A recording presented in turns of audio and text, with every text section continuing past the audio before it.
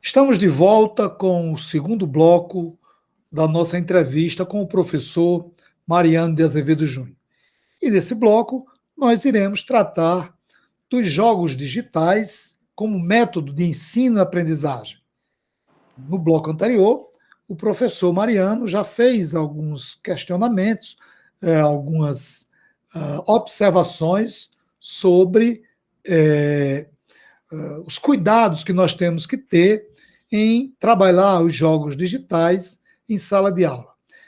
Guardadas as proporções, é mais ou menos como você pegar um livro didático que recebe críticas por não ter a qualidade de conteúdo que a gente poderia encontrar, e o professor afirmar: esse livro não é bom. Mas ele não é bom até que ponto?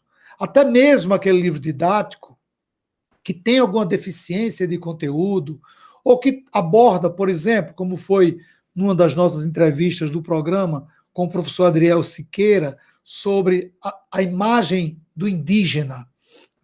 Mesmo que aquela imagem do indígena no livro didático esteja, vou usar uma frase do professor Adriel, pendurado no seu tempo, ele serve como fonte de análise do professor. Quer dizer, não é porque um livro didático traga ou se caracterize por alguma deficiência na sua produção, seja de conteúdo, seja estética, que ele não pode ser usado na sala de aula como ferramenta, como laboratório para se discutir essa obra. Acredito que com os jogos digitais tenha a mesma situação. Os jogos digitais, assim como qualquer outra fonte para método de ensino ou para pesquisa, ele tem o seu lado positivo e tem o seu lado negativo. Resta saber como o profissional vai trabalhar com essa fonte, com essa ferramenta. E é em cima disso que nós vamos começar esse segundo bloco. Jogos digitais, literatura, história. Seria uma combinação para melhorar o ensino da disciplina, Mariana? Eu acredito, Lemuel, que sim, principalmente pelo aspecto que você muito bem ressaltou na abertura desse bloco e com o qual eu concordo. Quando a gente fala em melhorar o ensino da disciplina, não necessariamente a gente está pensando em trazer para a disciplina um conjunto de documentos ou de fontes que corroborem com a visão que nós julgamos ser correta ou ética a partir do ponto de vista da historiografia, né? Que não é um ponto de vista, é uma chancela, né? Científica, com método e etc. Então, eu acredito que os jogos digitais, assim como, por exemplo, você colocou a literatura, né, aí presente, ele se torna uma fonte propriamente a ser problematizada em sala de aula. Isso enriquece a disciplina, especialmente porque ele se torna uma fonte que trará muitas vezes reflexões ou respostas que outras fontes ou que outros tipos de fontes, muitas vezes que abordam o mesmo conteúdo, não podem oferecer. Mas não podem oferecer não é porque são mais limitadas ou porque os jogos digitais acabam sendo melhores ou mais ricos, não. Mas é exatamente porque o movimento narrativo que ele realiza é diferente. E as suas propriedades estéticas, é isso que é a grande questão, as suas propriedades estéticas constituem um tipo de particularidade. Então, a maneira como se interage com um jogo digital, por exemplo, a coisa que a gente já falou no primeiro bloco, ela é muito diferente de como se interage com outros tipos de narrativa.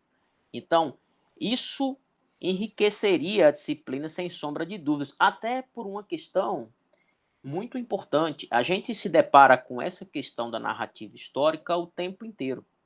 Se a gente voltar um pouquinho nas algumas décadas anteriores, a gente sabe que analisar a história pelo cinema, por exemplo, era uma coisa para poucas pessoas. Né?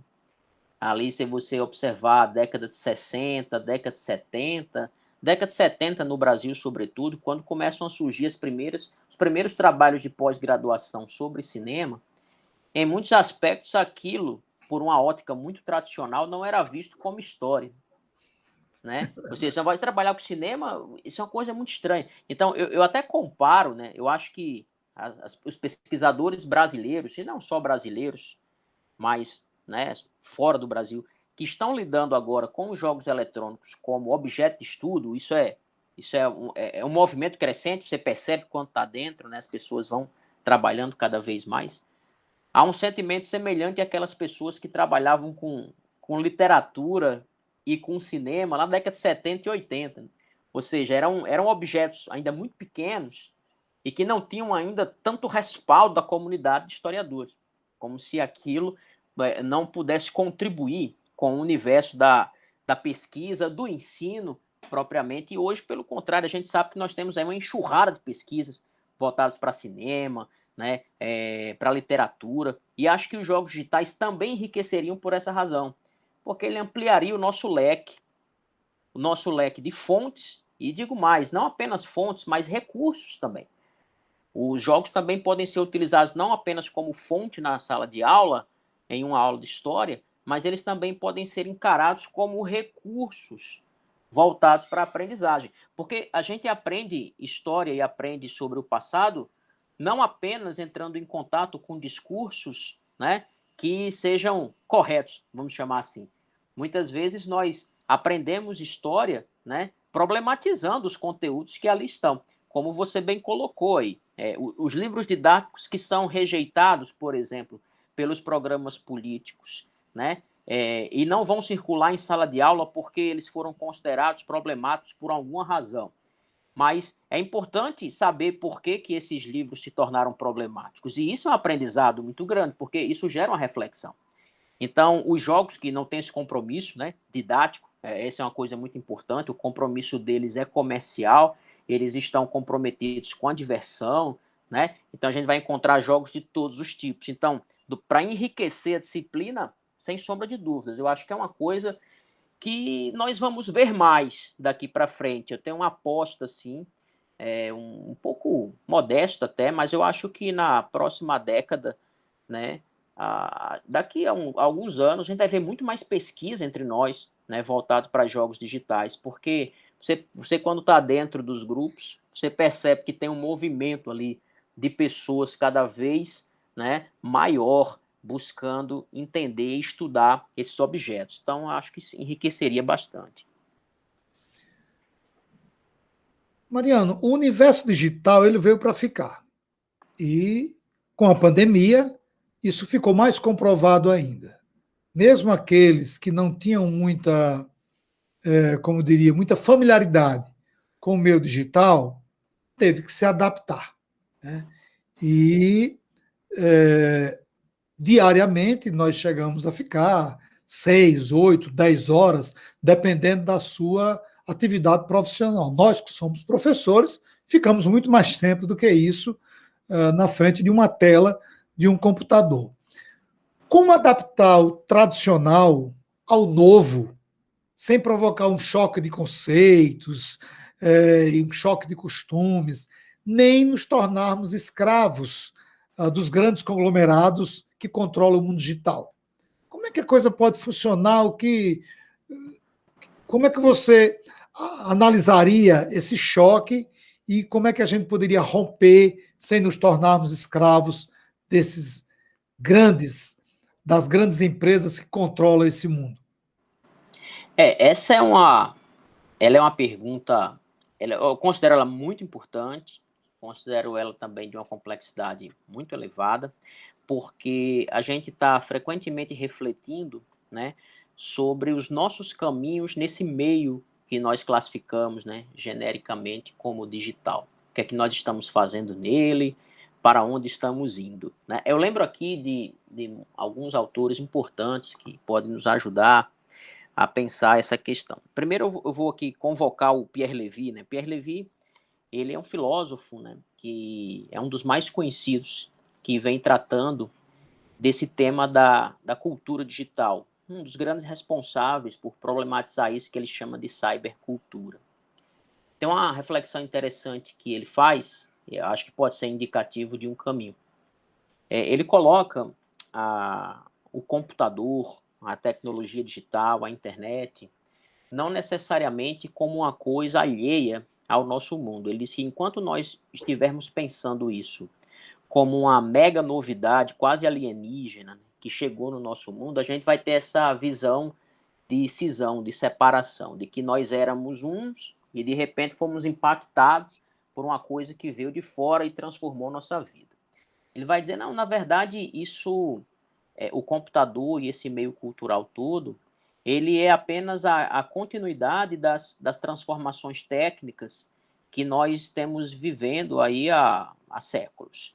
Aí ele vai fazer um apanhado interessantíssimo, né? Ele vai mostrar como nossos modelos cognitivos, principalmente, né, nossas formas de aprender as coisas e de lidar com as informações do mundo, vêm sendo radicalmente alteradas a partir de algumas invenções técnicas. Ele pontua 3, né, bem interessante. Ele vai falar assim, olha, se você observar lá atrás, a escrita é uma técnica. A invenção da escrita foi revolucionária, né? Isso mudou completamente a maneira das pessoas se organizarem e até criou modelos cognitivos. E a escrita permaneceu em todo o período antigo como sendo uma ferramenta, um recurso que serviu para o homem explorar a natureza, explorar o mundo. Outra invenção que ele coloca é o livro. O livro, mas esse livro que a gente é acostumado aqui no Ocidente, o Codex, que é o livro inventado na Idade Média, ele vai dizer o livro é uma tecnologia decorrente da escrita, né? E essa maneira de ler que a Idade Média inventou dentro dos mosteiros medievais, por exemplo, criou em nós modelos cognitivos. E nós passamos séculos habituados a aprender dessa forma, lendo da esquerda para a direita, passando página, né, entrando em contato com aquelas informações. Ele vai dizer, e outra grande invenção técnica foi o computador, né? O computador que acabou criando esse universo digital imenso, né? Principalmente depois do advento da popularização da internet. Então ele fala assim, olha, uma coisa que a gente tem que raciocinar em primeiro lugar é que sim, nossos modelos cognitivos estão sendo transformados pela era do computador e pela era digital, está criando novos espaços de relação e a gente tem que lidar com isso, a gente está tendo uma chance de refletir com isso. Então ele advoga assim sempre em favor de não considerar a cultura digital como um elemento externo que veio nos abalar, né? Mas como uma continuidade natural das invenções técnicas e tecnológicas, né? Que foi alterando nossas maneiras de se relacionar com o conhecimento. Esse é um ponto, esse é um caminho interessante para que a gente possa até naturalizar esse processo. Eu sei que o evento atual que nos acomete, né, que é essa situação de pandemia e do coronavírus, né, da Covid-19, que colocou o mundo em suspenso por um tempo, ele potencializou essa realidade que já existia para muitos profissionais, né? Nós, professores, é que fomos pegos assim de calça curta, porque nós estávamos todos ali enclausurados em nossos modelos, né, bastante analógicos, e de repente a gente foi colocado, forçado, né, como você bem colocou, foi isso mesmo, nós fomos forçados a começar a utilizar ferramentas que não eram do nosso hábito profissional, não é do nosso meio profissional. Então, isso está nos dando uma chance de refletir sobre esse aspecto também. Esse é um ponto. Uma maneira de a gente pensar de forma menos brusca, né, e mais natural, de que nós estamos apenas vivendo uma transformação tecnológica que está mudando ou criando novas linhas de raciocínio dentro desse modelo cognitivo. Só para aproveitar um pouco o Pierre Levy, ele tem duas obras que ajudam bastante nessa reflexão. Uma chama O que é o Virtual e outra é um livro dele chamado Tecnologias da Inteligência, esse último em especial, porque ele fala que uma das grandes mudanças cognitivas que a era da internet trouxe foi essa ideia de produzir conhecimento de maneira coletiva, exatamente pela ideia da rede criar pontos de conexão. Então ele fala, o modelo cartesiano tradicional de conhecimento, ele é muito individualista, até por conta de toda a filosofia cartesiana. Então, você se enfia muitas vezes ali num gabinete de leitura e você produz um conhecimento, aquilo é muito individual, aquilo é seu trabalho, seu raciocínio, seu esforço, e muitas vezes os espaços criados, né, no que ele chama de cyberespaço, que, por exemplo, é esse espaço que nós estamos ocupando aqui agora, você em Mossoró, eu aqui em Natal, a gente está numa sala virtual, isso é um cyberespaço, e isso é uma espécie de coletivização de um conhecimento que está sendo produzido aqui. Ele diz, isso é apenas uma pequena característica de um novo modelo cognitivo que essa era digital tem apresentado para a gente. Né? Essa é uma questão importante, naturalizar esse pensamento. Outra, aí você faz uma segunda pergunta, essa eu acho mais difícil, mais complicada, e eu não sei se tem uma resposta para isso, que é aquela que você fala assim, e como não nos tornarmos reféns desses grandes conglomerados que controlam a informação.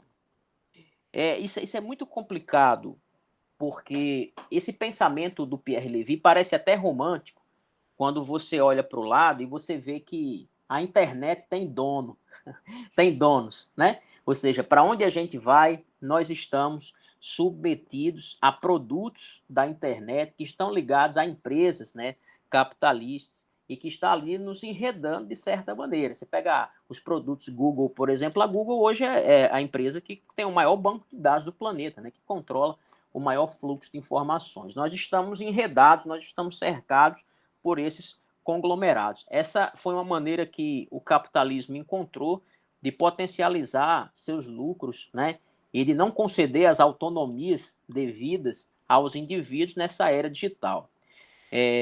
Acredito que uma das formas que teria para se vencer isso era exatamente se conscientizar cada vez mais de que a internet, tem internet e a web, né? A internet e a rede, a web tem dono, a gente acessa a web, a gente não acessa necessariamente a internet, que é essa coisa que nos conecta, né? Que é essa coisa que nos liga. Uma maneira seria se conscientizar cada vez mais disso. Tem dois autores, Lemuel, que eu gosto particularmente muito dos dois. Um é o Raymond Williams, que ele é um autor marxista da cultura, né? E ele escreveu um livro que, a sua pergunta só me faz lembrar desse livro. Ele escreveu um livro chamado Televisão. Foi um livro publicado em 1980, que ali ele estava problematizando uma questão que é a mesma questão agora, só que voltada para a internet. Ali ele estava perguntando assim, olha, está aparecendo aí uma novidade, que são as empresas de TV a cabo, de TV fechada. Ele dizia assim, isso aí é a estratégia mais sorrateira do capitalismo para se apropriar dos meios de comunicação modernos e começar a vender seus produtos. Não deu outra, né? Quando a TV a cabo popularizou, você assina a TV a cabo para receber um turbilhão de propaganda, né? De conteúdo, dos patrocinadores daquela emissora, você acaba privatizando algo que deveria ser público, que é a comunicação. Aí me lembra um outro, né, que eu gosto muito, que é o Habermas.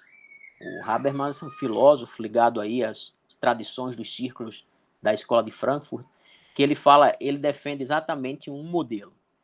Ele vai dizer, olha, uma saída fundamental para que as democracias modernas não pereçam e não morram diante desses conglomerados empresariais que cercam as informações é as atuações públicas dos estados em promover reformas ligadas aos setores de comunicação.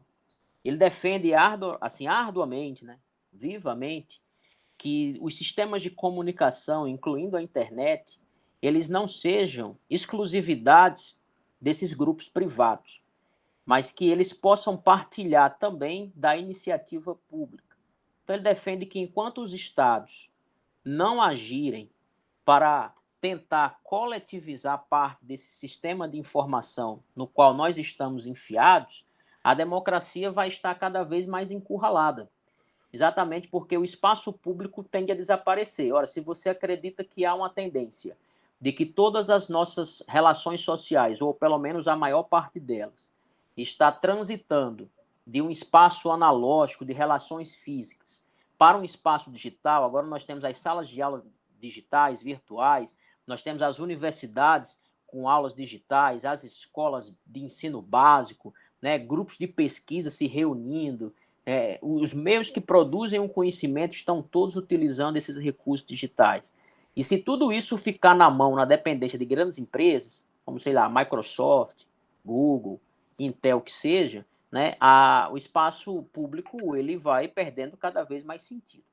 Então, a ideia seria partilhar essa grande privatização da comunicação com atuações públicas. Ele gosta muito de citar o modelo inglês para esse tipo, né? Para esse exemplo. A Inglaterra ela tem uma iniciativa pública muito forte dentro de algumas emissoras de televisão, por exemplo, como a BCC de Londres, né?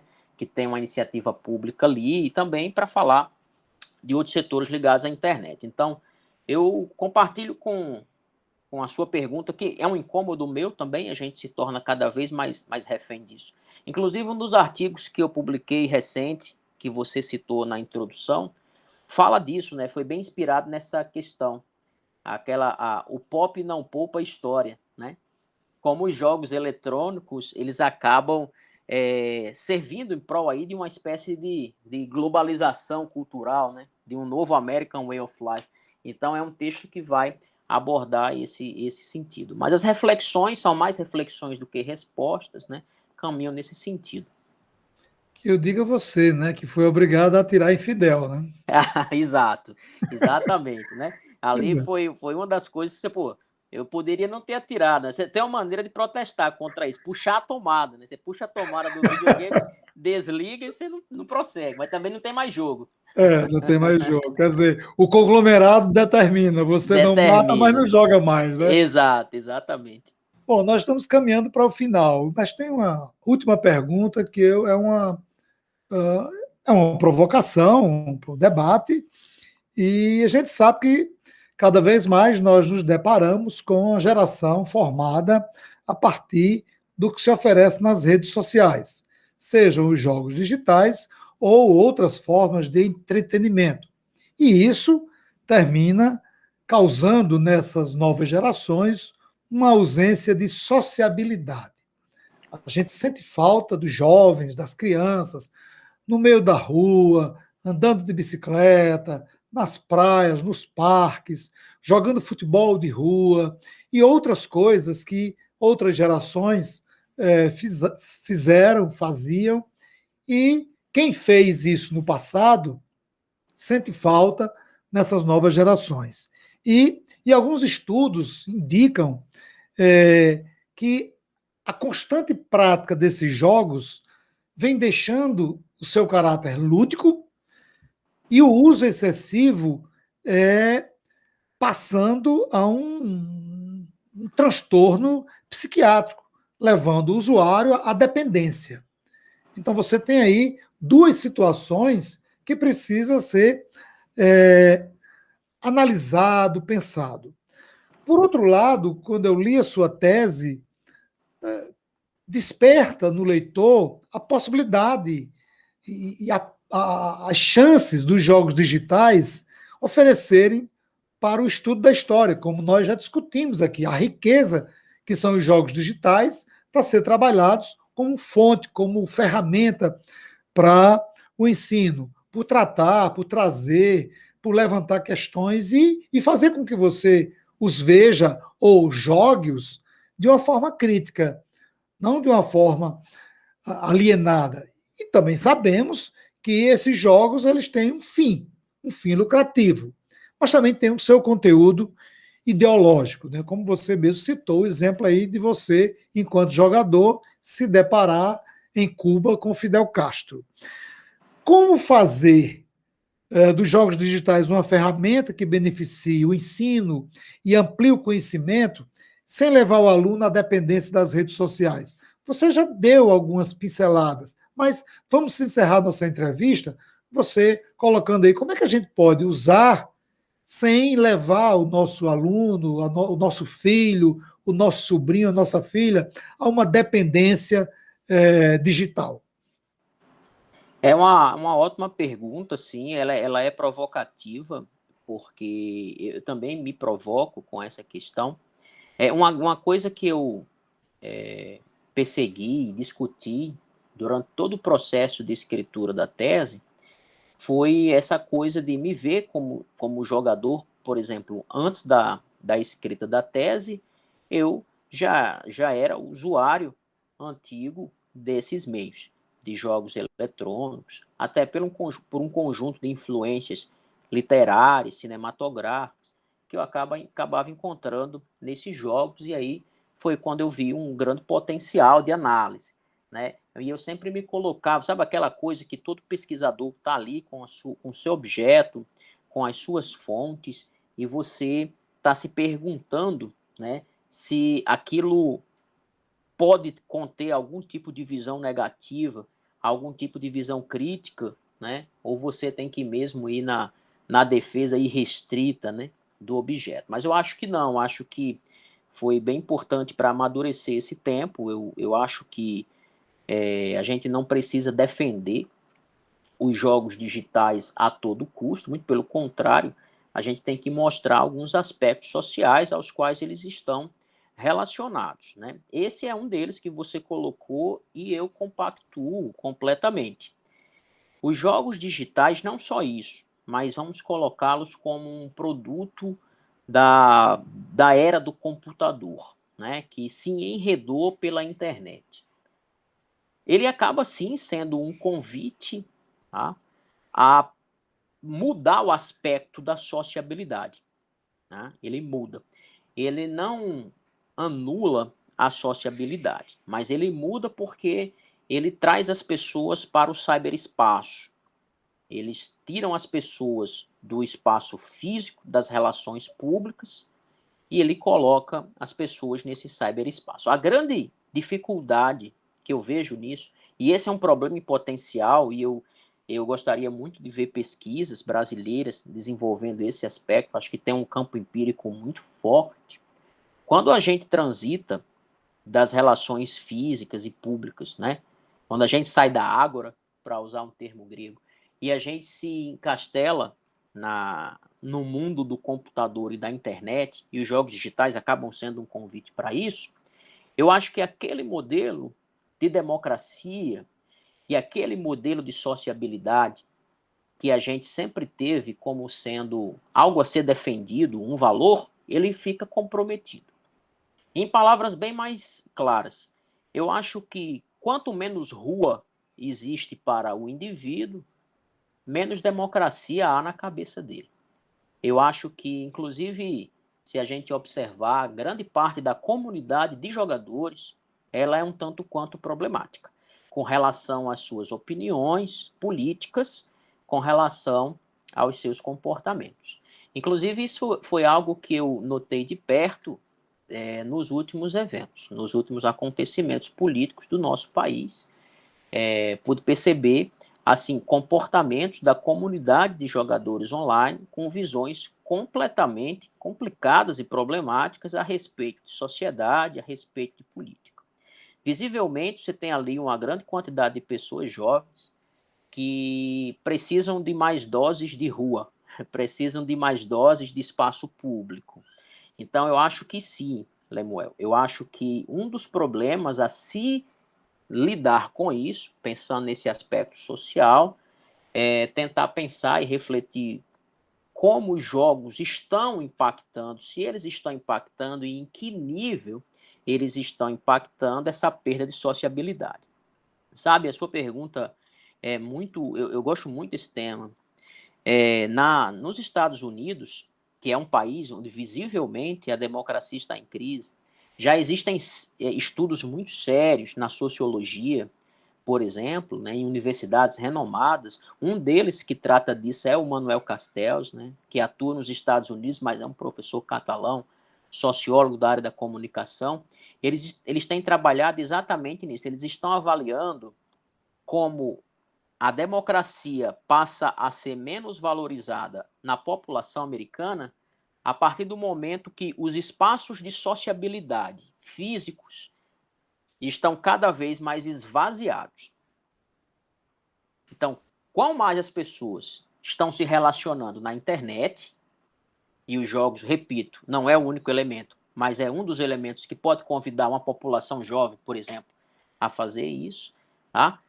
Eles estão tirando pessoas dos espaços de sociabilidade da rua. Isso traz um problema? Traz um problema para essa concepção de sociedade que a gente vem defendendo. Então, um dos aspectos que vem ajudando a rachar as bases da democracia é a quantidade cada vez maior de pessoas diante do computador. E o computador, não o jogo necessariamente, mas o computador e os jogos, como um produto do computador, tem uma propriedade, que é uma propriedade estética que lhe é própria. Ele privatiza o mundo. Então, ele meio que anula a concepção do que é público. Quando você está ali em um cyberespaço, você está privatizando, é uma relação muito individual, o jogo, o computador e etc. Então, eu acredito que a sociabilidade sim fica comprometida. Eu não acho que o problema seja do jogo em si, enquanto jogo, mas eu acho que o jogo de computador, tá, ele convida a isso. Vou dar aqui um exemplo bem claro só para esclarecer isso que eu falei por último. Eu também participo de uma outra comunidade de jogos, que é de jogos de tabuleiro, jogos de mesa. Nos jogos de tabuleiro, a gente se encontra em espaços reais, físicos, pessoas sentam lado a lado para jogar ali. E não é coincidência, eu não acredito que seja coincidência, mas a postura e a opinião sobre política e sociedade das pessoas numa mesa de jogo de tabuleiro é sensivelmente diferente daquelas pessoas que jogam no computador. E isso quer dizer alguma coisa. Eu não sei mapear, eu não sei precisar exatamente, mas eu estou apostando muito, né, em cima do que você perguntou e concordando com isso, de que a privatização das relações sociais pelo computador prejudica a sociabilidade e, com isso, prejudica uma visão de sociedade, que é essa visão. A democracia, a gente aprende, historicamente, ela precisa de rua, historicamente, ela precisa da ágora, ela precisa das relações físicas, né? Das relações reais. Então, acredito que é bem nesse sentido. E tem a outra questão, tá? Que você colocou aqui, além disso, essa é outra questão que eu queria comentar, que tem estudos que mostram como os jogos podem levar a desvios comportamentais, né? Aí é uma questão mais delicada, porque o que acontece, muitas vezes, não é uma comprovação de que os jogos estimulem, por exemplo, transtornos psiquiátricos, ou tem um velho problema da violência, né, relacionado a jogos e etc, etc. Mas me parece que os jogos digitais, eles se tornaram meio que bodes expiatórios de uma cultura, e a nossa cultura ocidental sempre adota, pega esses bodes expiatórios, constrói esses bodes expiatórios, para uma cultura que propaga a violência de uma maneira muito exagerada, tá?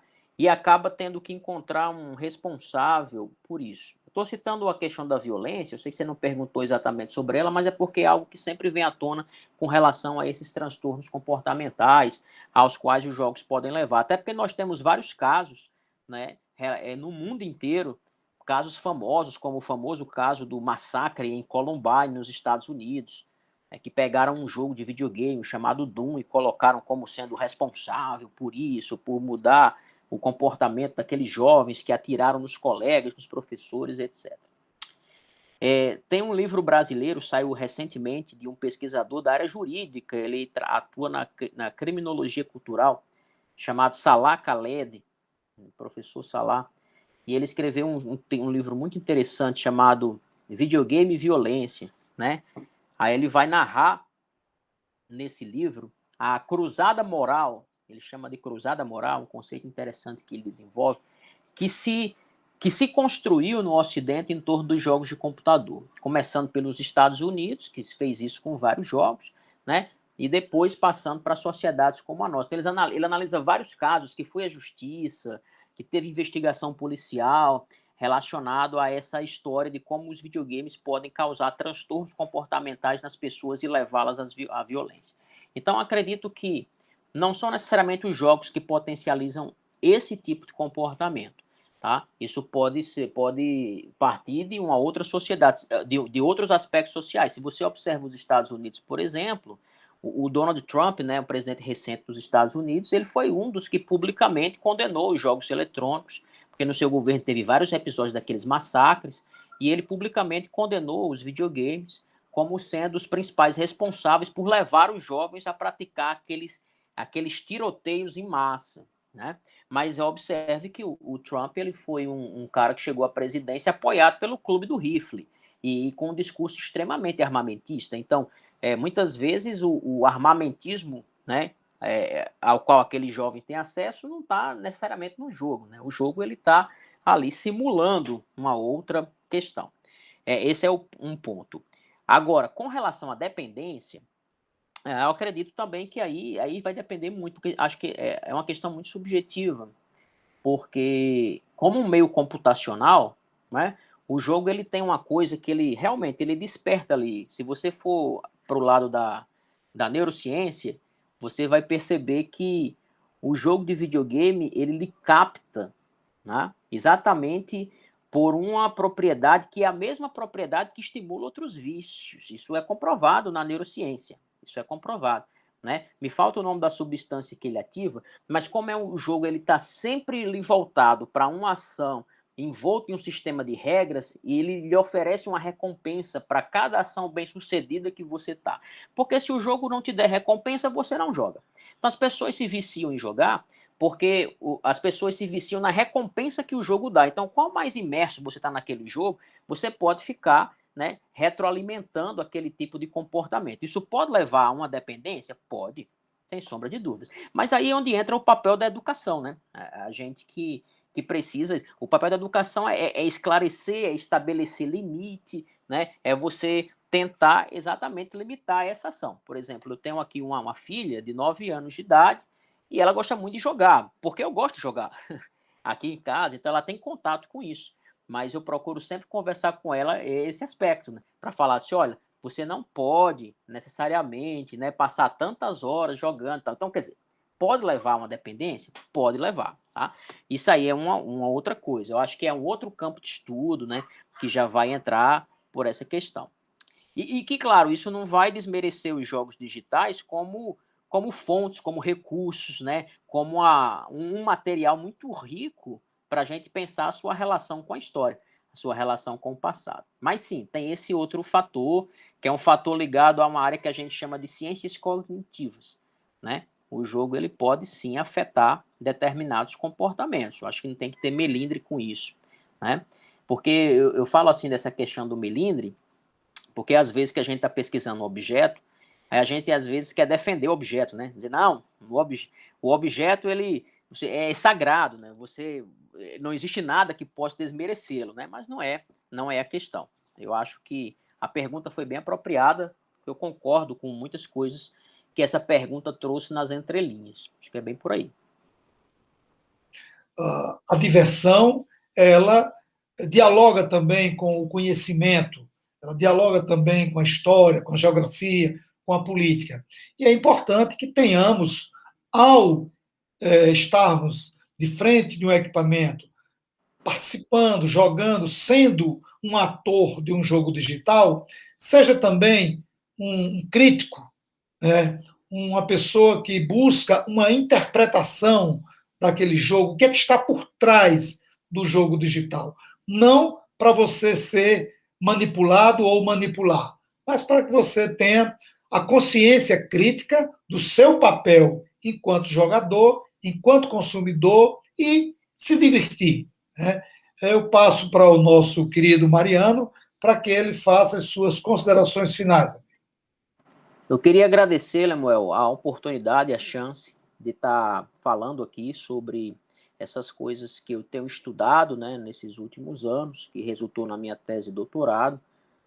Todas as questões que você elaborou a partir da tese foram muito pertinentes, né, porque a gente sempre busca uma chance, uma oportunidade de falar. A gente que é professor lida assim, obrigatoriamente, né, sempre com um público jovem, né, seja na educação básica, seja na universidade, e esses espaços, eles estão em contato com isso, né? E esses espaços de discussão, né, que você está criando aqui no programa, aqui no canal, eles se tornam muito produtivos e muito úteis, né? Porque a informação acaba circulando, né? São perguntas que têm muita profundidade, né? Eu espero tê-las respondido bem, né? Com clareza, tá? E acredito que a gente pode esticar nossa conversa em outras ocasiões, né? Caso seja necessário. Então, agradecer a você pela chance e a todas as pessoas, né, que estão nos assistindo e convidar as pessoas, claro, a comentar, a interagir com esse nosso papo, né, para que a gente possa também sentir exatamente como elas estão pensando, né, essas questões relacionadas a esse assunto tão atual, né? É muito coerente com o título do programa, né? Esse é um tema extremamente atual que está entre nós e existem muitas dúvidas, né? Então a informação é muito necessária. Então é basicamente isso. Obrigado.